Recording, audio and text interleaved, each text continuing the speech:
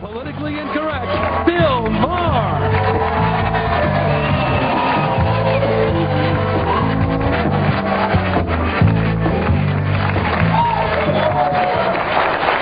Thank you very much. Let us meet our panel. She is an attorney, radio commentator, and columnist for WorldNetDaily.com. Debbie Schlussel. Debbie. How are you, Addie? Good to see you. Thank you. He is a sports icon, popular journalist, and best-selling author. His new memoir is flashing before my eyes, as told to Dick Schaap. Dick Schaap. Pleasure to have you back. He is a founding member of Duran Duran and one of the stars of the VH1 movie Strange Frequency this Wednesday at 9, Mr. John Taylor. John, how are you? Good to see you. And a fabulous comedian and one of the fine stars of the Gina Davis Show, Tuesdays at 9:30 right here on ABC, Kim Coles. Kim. Hello, everyone.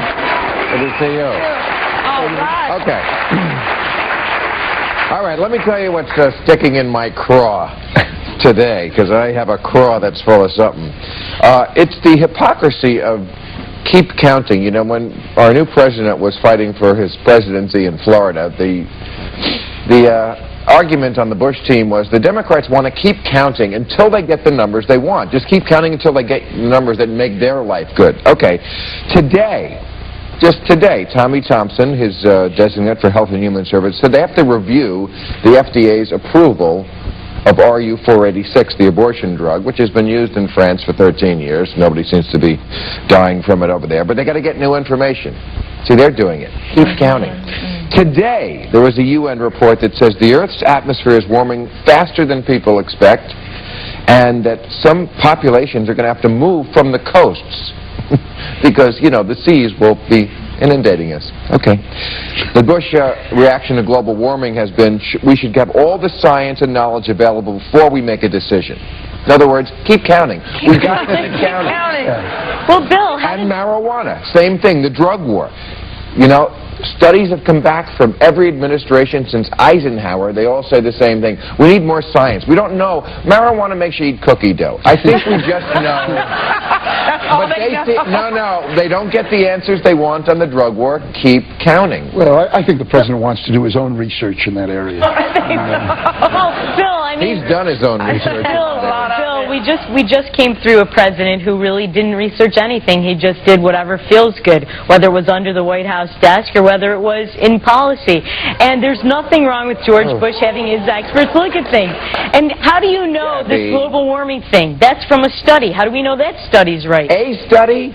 It's from hundreds of studies, hundreds of scientists. Everybody but the shell answer man believes that. No, there are other studies that say that the temperatures actually dropped 1 degree in the last century. No, there aren't. Yes, there are.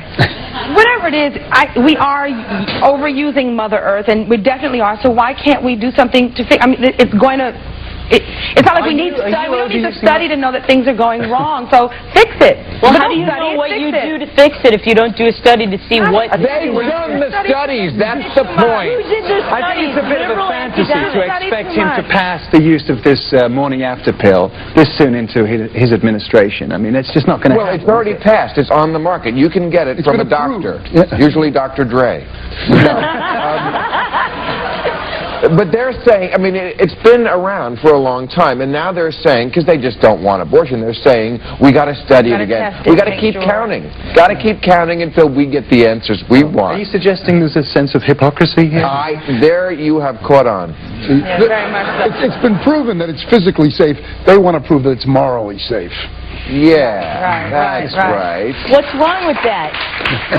Well, what's wrong with that is our government is not supposed to be our moral minders. Well, then why not make murder womb. legal? Why not make rape legal? That's a code of morality.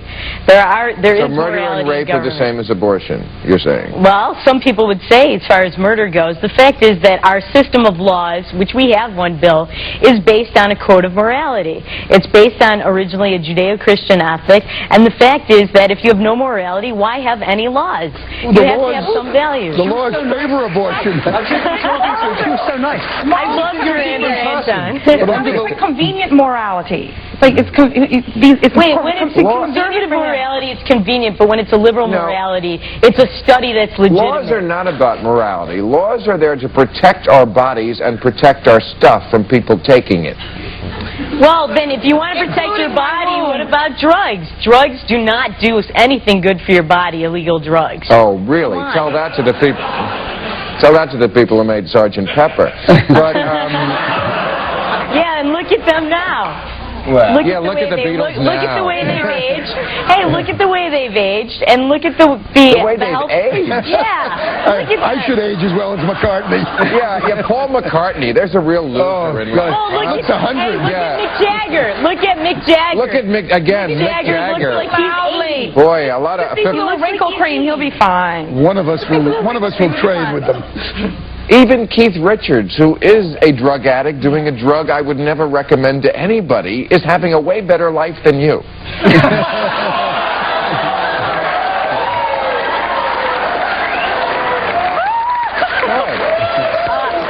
Well, Bill, I mean, that's unfair, and it's also not true. You don't know my life. My life is great. And I don't look 80 when I'm 50. I won't look 80 when I'm 50, which he does. Well, he's 60. Okay, whatever, 80 when he's 60. He looks terrible. His face is a prune.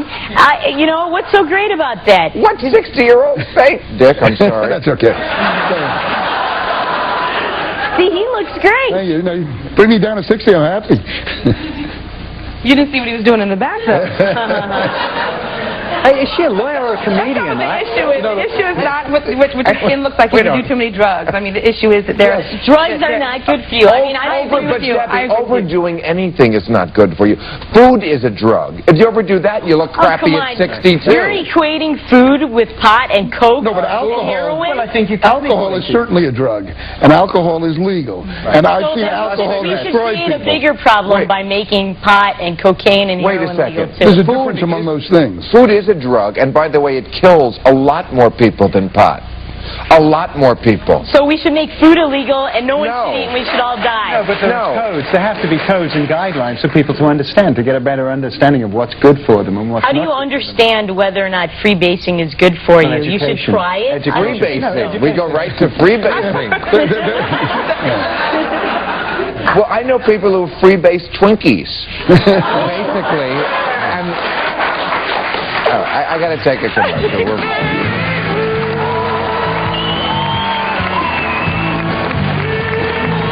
Five down, 2 to go. The Colorado police caught up with 5 of the 7 heavily armed Texas prison escapees. And these guys, they got caught, but they weren't dumb. Apparently their plan was to move to Colorado, bring their arsenal, and blend in with the rest of the kids.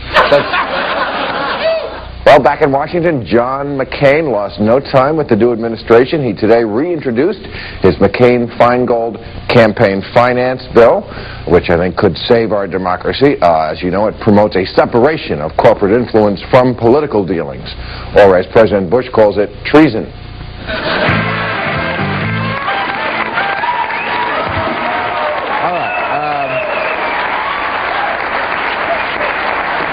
Well, we were kind of all over the map in that first segment, so I think we're going to get back into the area. But I want to talk about this Ray Caruth thing, because that ruling came down today. You guys are into sports. Everybody's following this. If you don't know, he is the Carolina Panther, who he was convicted. I don't get juries today at all. He was convicted of conspiracy to murder, shooting into an occupied vehicle, and using a gun to try to kill the baby. If you don't know, he got his girl pregnant, but didn't want to have a baby, so had hired guys to shoot her.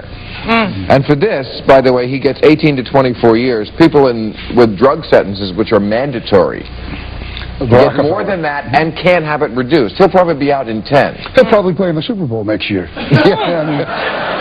I mean, Ray Lewis is playing. So. Yeah. Yeah, and Bill, I think this shows the thuggery of the Super Bowl and the absolute ridiculousness of it. The thuggery of the Super Bowl. Yeah, you've got this guy who basically saw 2 people stabbed to death in cold blood. Wait, you're talking about Ray Lewis now. Right. Yeah. But this guy, Ray Caruth, is just another example. I mean, there are a bunch of thugs in the NFL. You've got Mark Debbie, you're doing the same thing as you did with the drug war. Marijuana, freebasing crack, same thing. Killing your pregnant girlfriend friend No, Bill, you're watching wrong. people stab. No, You know. Bill, you're wrong on this. There's a book called Pros and Cons, The Criminals That Play in the NFL. And that book found that 1 in 5 and maybe even 1 in 4 NFL players has been convicted of a serious crime. You don't find that in other industries that are legal. And the fact is that if you bet $1 on a game tomorrow in the NFL, you won't play in the Super Bowl. But see 2 people murdered, and you're in the Super Bowl. Shooting your pregnant girlfriend, I do think we should make a little bit of an exception there, that's worse. Well, I agree. And how this guy can get away with conspiracy to murder and just 18 years. I mean, if this... It's a classic case of the jury being conflicted, where, I mean, and also, you know, 8 wanted conviction and 4 didn't, or something. So they said, let's compromise. We'll make him guilty of these 3 and we'll let him be innocent of the big charge. It's ridiculous, but that's the way the jury works. Why? Is it because he was famous? Because they wanted him to be able to play in the He wasn't even that famous. Nobody had heard of Ray Caruth until a year ago. Yeah. Ray Lewis they had heard of. Why wasn't he convicted completely? And it's what's sad about these, you call them thugs, is I think what happens is these guys get a sense of entitlement. I'm going to get away with anything I want to do, so I'm going to do whatever. And he is getting away. It's when you give it to them. Sorry, but he is getting away with it. Right, and what they have in common, I think, is Ray Lewis, who you know, he is playing in the Super Bowl. Now you heard about his thing last year. He was outside that club in Atlanta when the Super Bowl was going on. He at first was accused of doing the stabbing. It came out that he really probably didn't do this. Well, we don't know. Why did he hide his clothing? He certainly does know who did it, and he certainly was guilty of obstructing justice. And he may have done it. Is he that good of a player that he has to play in the game? He's a great player, but his coach says what happened last year is now a non-issue.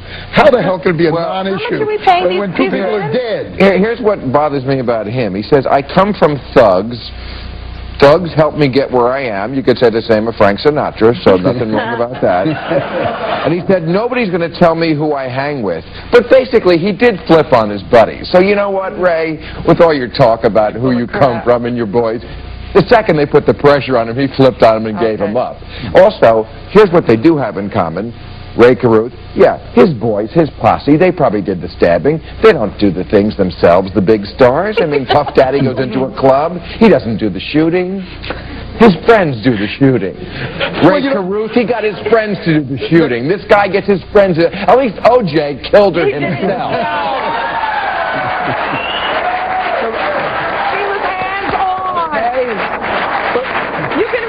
A shout out to my friend O.J. He's the boss. Because it's hands-on. Exactly. All right. But you know what Tim said about the entitlement, though, is in that sense we're all guilty. Particularly the athletes, when they're 10 years old, they get put on pedestals. All this money. You know, you want an ice cream cone, you want somebody to carry your books, and they get it. And it gets worse and worse as they go up the ladder. They believe it. They surround themselves, as you say, by their own posse. They go to their own rooms in their own private clubs. They have their own world. And they think that they're above the law. But Dick, the person that can really put the kibosh on this is Paul Tagliabue, the NFL commissioner. And recently he sent out an email to 600,000 NFL fans saying that he's sick and tired of the violence of the NFL athletes. He's going to have this new personal code of conduct. He's going to have some discipline.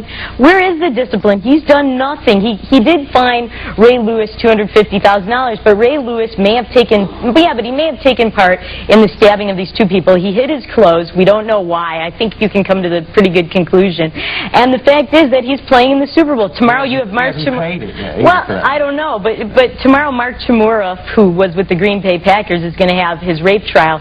If he's acquitted or if he serves a little bit amount of time and then he's still able to play, just watch. He'll be back in the NFL. And last year's Super Bowl had 13 criminals.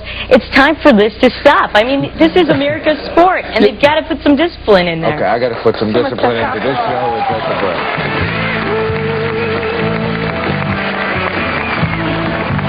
Join us this week on Politically Incorrect when Bill's guests will include actress Shelley Long, sportscaster Bob Costas, comedy legend Tommy Smothers, and the ringmaster Jerry Springer.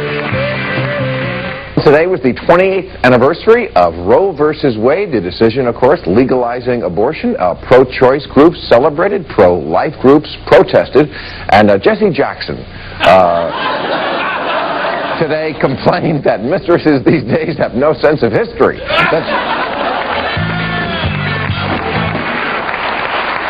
Okay.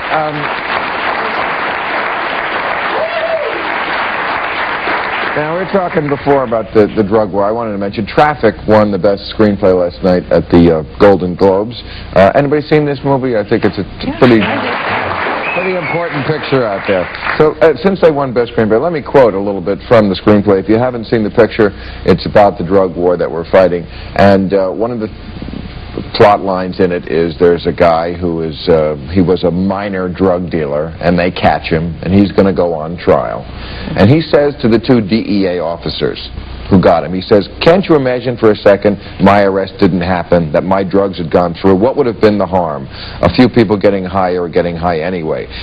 Okay, that's not the part I'm interested in. Then he says, you only got to me because you were tipped off by the Juarez cartel who's trying to break into Tijuana. You're helping them, so you work for a drug dealer too. And to me that says it all about the drug war, that even our DEA officers are really only helping the rival cartels from these other countries because they really control the game.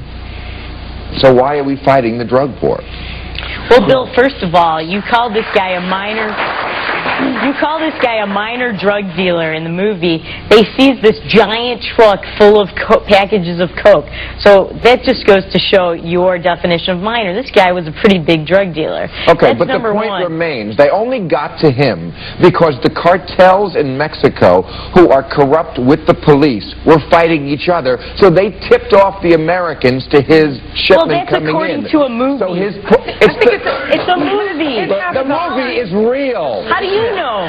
How do I know? From everything anyone's ever read for the last 30 years. Everywhere. And the drug war, what does that mean? There is no way to fight the drug war. I don't think there's any real way to actually fight it. What Bill says. Well, what I like about the movie is that it places responsibility for winning the drug war in the home. I think that's the ultimate message of the movie. And I think it's the most important movie ever made about drugs. I think it's phenomenal. Right. I don't like the idea that the DEA calls off the hounds and you just like let it be free war. I think that's very scary. In the same way as I actually think legalization is scary, because I think we could lose a generation of kids finding out that drugs are better made legal. A generation of kids through the method we haven't yet. Oh, come on. No, I don't think Bill, so. drug usage is down. Drug usage of the drugs they had been counting is down. It's a little bit different. You know what's skyrocketing is ecstasy. The kids are onto drugs that they're not counting anymore. So we That's how good the drug war is. So we shouldn't enforce these laws and just let it get worse. No. But the old people who don't know what the kids are doing are divorced from what's going on down there. That's the message of the movie. You're not winning the battle of fighting drugs from getting into the hands of children. That's why it's a bad thing, the drug war. We're all for drugs not getting into the hands of children. It's the dumb methodology they're using right now that's failing. What would you do, Bill? Well, first of all, I'd be honest. I wouldn't lump in freebasing with marijuana. Well, that's what the girl was doing in the movie. But Bill, in that movie, the girl the daughter in the movie, she started by smoking pot, and pretty soon she was freebasing. No. Pretty soon she was having sex with drug dealers. They used to make scare movies like that. I mean, it's horrible little where a guy would take his first puff, and the next moment he had a needle in his arm, and he's falling on the floor. And the kids would laugh at that, because they knew that was not real. You've got to educate them really. Somebody starts freebasing immediately. What happens is pot is a gateway drug. Beer is the gateway drug, but beer is legal. I'm not just saying that, that's been proven. Beer is the gateway drug, but since beer is part of the liquor lobby, which makes their payments to the Congress, we don't hear about the problems of alcohol. Well, Bill, the fact is that this show is the One first... guy claps. Thank you. That's why we have a drug war, because nobody cares. He's got a six-pack. Bill, this is the first show in the Bush administration, I'm happy to say, and former President Clinton, which is a great thing to feel, a great feeling to say, he demoted the drug czar from cabinet status. Then he walked around talking about how he smoked but didn't inhale. Then Al Gore walked around and went on MTV and said, oh yeah, I smoked the herb. That doesn't help when you have the kids watching that. So if you want to You're right. It does help. It does help because they've all done it, and they don't want to think they're freaks or something else. You can do that. Let's make it cool? Yeah, Don't that's go what on kids to the next think, step. that Al Gore's cool and we want to do what he does. That's what's going on in kids' minds. I mean, take the commercial again. Oh.